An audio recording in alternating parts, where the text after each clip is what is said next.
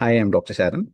So, welcome to our module one of the 16-week Practical AI in a Healthcare course, which is organized under the aegis of University of Calgary. Now, you'll be wondering, like, there are so many AI courses out there for various specialists, including doctors and healthcare staff. So, what makes this particular course so much unique? So answer is this particular course is completely focused on the practical aspects of AI rather than telling you anything, any sort of theory to you. So like usually, there are so many AI tools out there, and most of these courses will be focusing on telling you like this particular tool has got these many features and so many aspects, right? But they won't be telling you like how this will be helpful for you in your daily practice, or how this will be helpful for you in making your life easier or making your research better, or how you can increase your productivity using this and so on.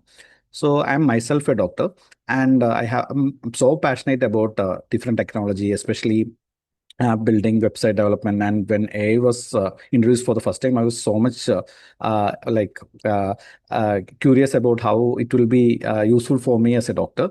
So then I started exploring each of these tools one by one. Then I started creating workflows on, say, ChatGPT has this particular feature. So how I can make use of this to make this particular thing possible. So like that, I started exploring. Then I like compressed, or I converted everything into a course format, and that's how this particular course was born. Okay, and a huge shout out to Dr. Mohammed Khurshid, who is the coordinator for this course from the University of Calgary.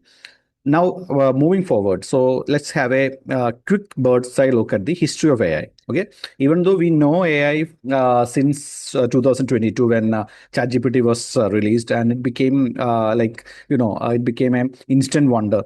It became so famous among people, right?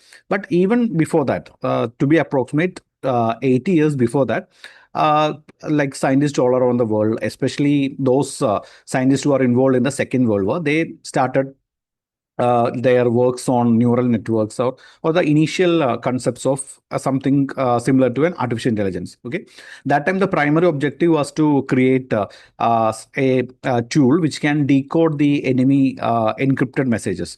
So you might have seen such works like Enigma and so on. So many things were going on, and so many movies has been made based on this. But then after the war, then other types of researches progress.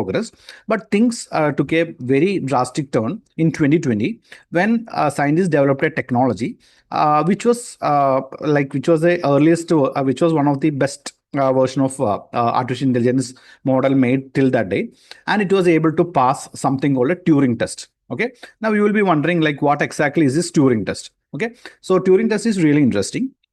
So, say, ChatGPT can create something regarding anything. Like I can ask it, like, write 500 words about London, or I can tell it to create a beautiful, realistic image of a person in front of Taj Mahal. Like that, it can create images. And there are tools out there which we will be exploring in module two, which can create very highly realistic videos and all, right? And when this particular a text or image or video is shown to a neutral person, and who doesn't know regarding the origin of it, the person might get like perplexed on whether this is created by a human, whether this is real, or whether this is created by AI, right? So in such a scenario, if the neutral person who judges this particular work done by an AI, and he's not able to differentiate whether regarding its origin, whether this is human made or AI made, then that AI is said to have passed Turing test. Okay, which means that it reached that level of perfection. So even after 80 years of research, scientists were able to reach that level only in 2020. Okay, from that point onwards, so many startups and software developers, they started implementing that particular technology, and now we have this AI revolution. We are now seeing so many AI tools which are released on a daily basis, and existing AI tools are getting regular updates. So we have reached this age of AI right now. So this is the evolution that has happened over the past 8 years. Okay, now when we move forward with the story of ChatGPT, usually in the like software world, a particular software or a website is considered to be or a tool is considered to be successful depending upon how long that particular tool or software took how long it took to get this first 1 million users, okay, or the 10 lakh users. So as you can see in the graph, Netflix took around 3.5 years to complete get its first 1 million users. Kickstarter took around 2.5 years. Facebook took around 10 months. But when you look at the bottom, you can see ChatGPT, when it was launched in 2022, it took only 5 days. Okay, so it became an overnight sensation. So many people started using it, right? So obviously you will be wondering, like, what makes ChatGPT so special that people started adopting it instantly? Like nobody like watched any ads or anything. When people started hearing about it, instantly they started installing the app or tried accessing it from its website and started using it, right? So when I started thinking about, okay, what makes it so special, then the one thing I realized is ChatGPT is really good with understanding human language, right? So even before ChatGPT, there were so many other tools out there, AI tools out there. But the problem with other AI tools were that you need to know some programming language, right, to communicate with this AI tool. Like say you need to know Python, or you need to ask the question in this particular programming language, then only the AI tool will understand. Okay, ChatGPT, due to its amazing capability, it can actually understand the human language and can reply back in the same language. Okay, so the scientific term for this human language detection, it's called NLP, which means natural language processing. Okay, and the most interesting thing is like ChatGPT can understand almost all the human languages. You can ask the question in Arabic. ChatGPT will understand your question exactly like accurately, and it can reply back in Arabic, right? The same goes for Hindi or Sanskrit or any language. It can understand that particular language and it will reply back in the same, right? And you don't need to know, you don't need to ask it in a particular programming language, right? So this is that unique feature. And all other AI tools that we will be exploring today, like ChatGPT, Claude, Gemini, and Grok, all of these are able to understand human language, right? But there is one catch in this. The catch is like the questions that you ask this AI tool that really matters. Okay, the questions that you ask, their official term for the questions are called prompts. Okay, so you need to modify the questions in such a way that only when you ask in a high quality way, then only you get high quality answers. Otherwise, if you ask in a very regular manner, just like a normal conversation, the answer that you will be getting back from this AI tool will be generalized. That won't be that much applicable to you. So that's the main thing. So based on this, a new branch of engineering has developed. Okay, so that one is called prompt engineering. Okay, so you know how the word was formed. So prompt is the questions that is being asked to an AI by a person, and the way in which the questions are modified so that each and every time you will be getting high quality answers. So that's the engineering part. Okay, now based on this new branch of engineering, now there are some just like doctors have MCH and all those higher specialties. Just like that, prompt engineering has also become a super specialization for engineers. They started getting their fellowships or higher learning in prompt engineering, and so that they will be hired by top level companies and all. Right. Now, let me explain the concept of prompt engineering to you. So as a doctor, it's even though we don't need the complete integrity of a prompt engineering, we need to know some of the basics of prompt engineering so that you will be able to get excellent quality answers every time. So here I will explain it based on a story about myself. So in the photo, you can see it's me, and I'm having a very sound sleep, and I'm having a very beautiful dream in which I am running one marathon. Okay, so you can look when you look at the image, you can get an idea regarding my physique, right? So I'm not at all fit for running a long marathon. So obviously, I thought like, okay, anyway, I had a dream yesterday night, so I should definitely start preparing for a marathon. So I went to ChatGPT and I asked a question in a general way, in a normal way. So I asked like, how can I prepare for a marathon? So obviously, ChatGPT gave me a generalized answer, which sadly it's not at all usable for me. Like ChatGPT doesn't know about my physique or whether I have any previous experience regarding running marathon or how much time I have for preparing for a marathon. It doesn't know anything, right? So obviously, it gave me a very generalized answer. So then after seeing that, then only I realized like there is a like a rule in the AI world, which is almost like a unwritten rule, which says that garbage in, garbage out, which means that if the question that you ask the AI or the prompt that you ask the AI is garbage, which means it's very bad, obviously the answer that you get back from the AI is also garbage. Okay, so that's a general rule. So we need to know the techniques of prompt engineering to overcome this. Like when you learn the techniques, and when you ask the question that particular pattern, then each and every time, irrespective of your topic or irrespective of your requirements, the answer that you get back will be excellent, right? So that's the idea. So the basic thing that we need to remember is the question that you ask the AI should be in this particular framework. Now, based on it contains 4 parts, and based on the acronyms of these 4 words, it's called RACE prompting framework. So I'll explain them in detail in the next set of slides, but let me quickly give you a recap.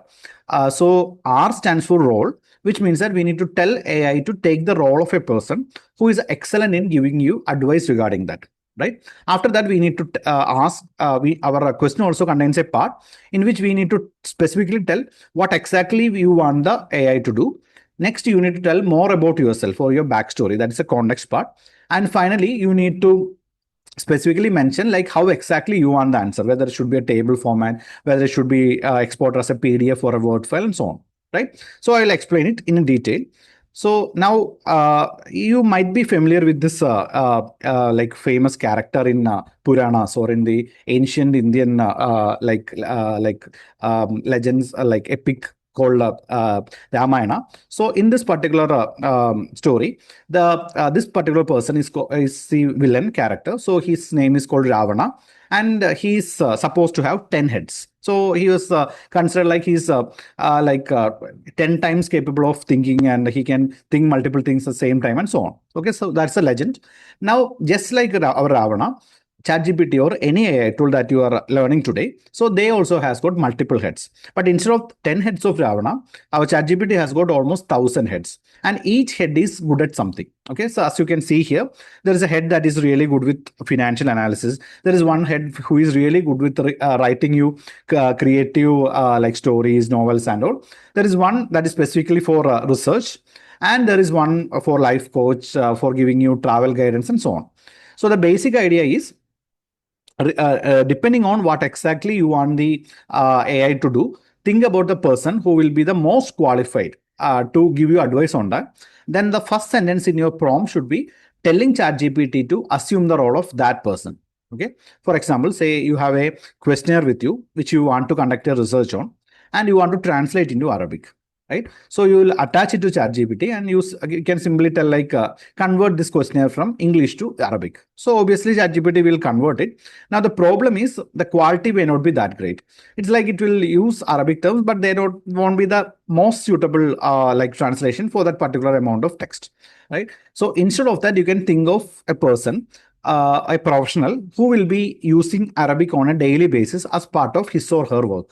So when you think about such a person, I think the best person will be an Arabic teacher, right? So Arabic teacher teaches Arabic to his or her students. So he or she will be really proficient in using Arabic, right?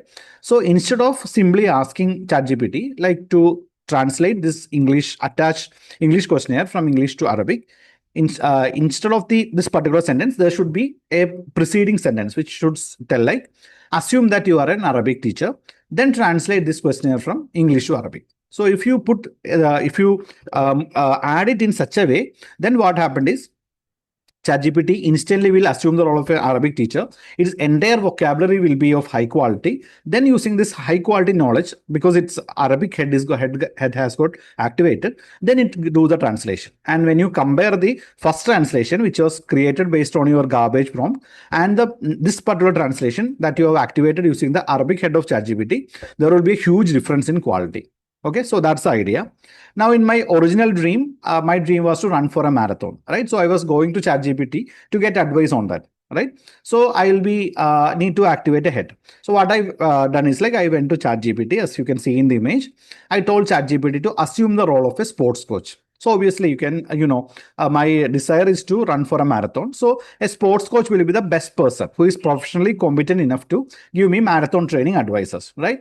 Soon after entering that line, ChatGPT instantly transition itself into a sports coach. right? From that point onwards, whatever question that I ask will be coming out of the sports coach head of ChatGPT, so that the quality will be excellent. All right. So I think you got the concept, right? So this part of activating the head is the R part of race. So that is a role part, right? Then comes the next part. It's like I am telling ChatGPT, like, I have never run a marathon before, but I want to run one in 6 months because ChatGPT doesn't know me, right? So I need to tell ChatGPT, like, I am a complete newbie and I got 6 months to prepare. My marathon session is coming after 6 months. So I expect ChatGPT to give me 6 month advice from month 1 to month 6 on a increasing severity like that of advice of increasing severity, right? So that I can adjust my body to that. So instantly, ChatGPT will be giving me advices based on this. And this part where I'm telling more about myself is a context part, or it can also be called the backstory part. So in another scenario, say you want ChatGPT to give you some ideas regarding a research topic. That time you can say you are working as a neonatologist in Canada. You can mention that. You tell ChatGPT, like, assume the, so think about whom ChatGPT should take the role of. So you can think like tell ChatGPT to assume the role of a researcher who has published thousands of articles in top journals. Then you mention, like, I am a neonatologist working in Canada. Then I want to conduct studies on neonatal seizures. Then give me 15 topic ideas. Now what happened is ChatGPT on reading your first sentence, ChatGPT will activate its researcher head. Then ChatGPT understand that you are from Canada and you are a neonatologist. So obviously you are looking for those research questions which are relevant for you in Canada, right? So instead of giving you generalized research topics regarding neonatal seizures, it will be giving you those relevant topics which are more relevant to you, like useful for you in your practice, or for you to conduct a research in your Canada clinical practice area. So that's the idea. So that's the context part, right? Now I need to specifically tell ChatGPT what exactly it needs to do, right? So I am telling ChatGPT, give me marathon training advices. So this is the action part. So what exactly you want the AI to do? And finally, we have the E part, that is the execution part. So I am telling ChatGPT, I need these marathon advices in a month-wise format. So obviously, ChatGPT will, instead of giving me a generalized, a huge paragraph or huge 3-page or 4-page advices, it will now structure my advices for me in a month-wise format of increasing severity. Okay. And in addition to this, you can add some extra features also, because ChatGPT is really good with structuring its content in multiple formats. Say you want the answer to be exported to you as a Word file, you can mention that. After this, say I'm telling it, I need these marathon advices in a month-wise format. After that, you can add an extra line. Once done, export as a Word file. So instead of showing you the answer within the ChatGPT window, it automatically creates a Word file in the background, and then it will create a clickable URL link, clickable link. Okay. On clicking the link, directly the Word file will be downloaded in a structured format. In the similar way, you can tell ChatGPT to export the answer as an Excel file or a PowerPoint file or even a PDF file. So ChatGPT can create everything in the background and it'll directly export it to you. So you don't need to copy your answer and then paste to Word and then save as Word or PDF file. It's directly created. So this is the basic idea behind the RACE prompting framework. So which stands for RACE. All right. So always remember, whenever you are planning to use ChatGPT or any AI tool for any purpose, your prompt or the question that you ask ChatGPT should be structured in this format. Okay. Now, another issue that I usually face when I teach my participants regarding RACE prompt framework is like they create it clearly, but the problem is they know that there are 4 sentences involved. So they give 4 sentences one by one. They will initially give one line on the role, then press enter. So ChatGPT instantly tell, like, okay, I know that now you want me to assume the role of an Arabic teacher.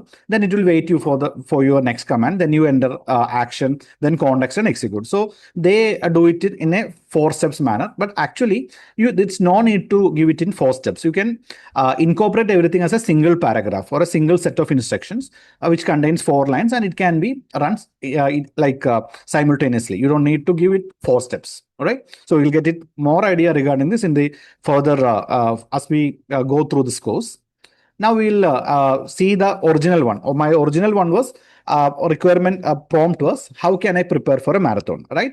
So instead of that, I will be using this four sentence prompt. which goes for assume that you are a sports coach. I need your advice to prepare for a marathon. I am a beginner runner and I want to run one in 6 months.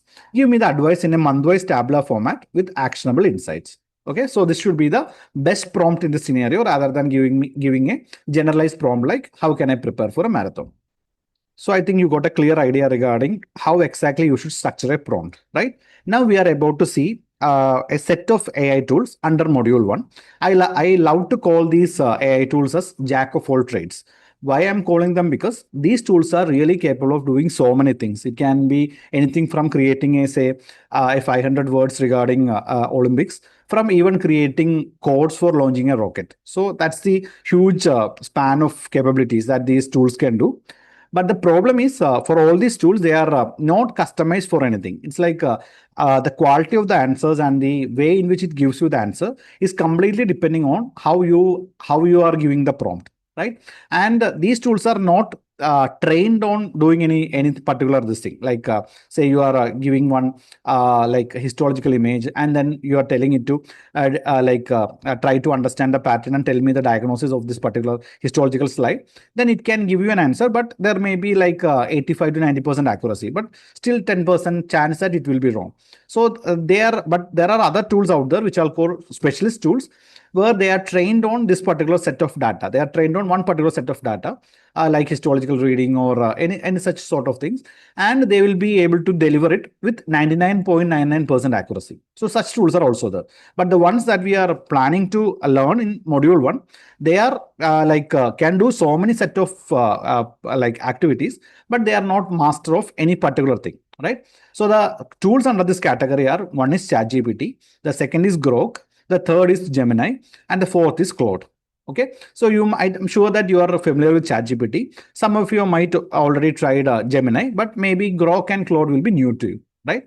And each of these tools has got its own strength and its own limitation, and they also have a unique set of practical applications for doctors, right? So like translating questionnaires, creating case reports out of discharge summary, creating very innovative medical tools for you. So many practical applications are there, right? So in the further sessions, we will be learning each of these tools in detail, and I will be telling you one or two like practical applications of how this can be utilized in your daily life and your medical practice and so on. All right. So once again, welcome to our session, and this is just the beginning. There are so many interesting things to explore, and I'm sure that you will really love this session. Thank you.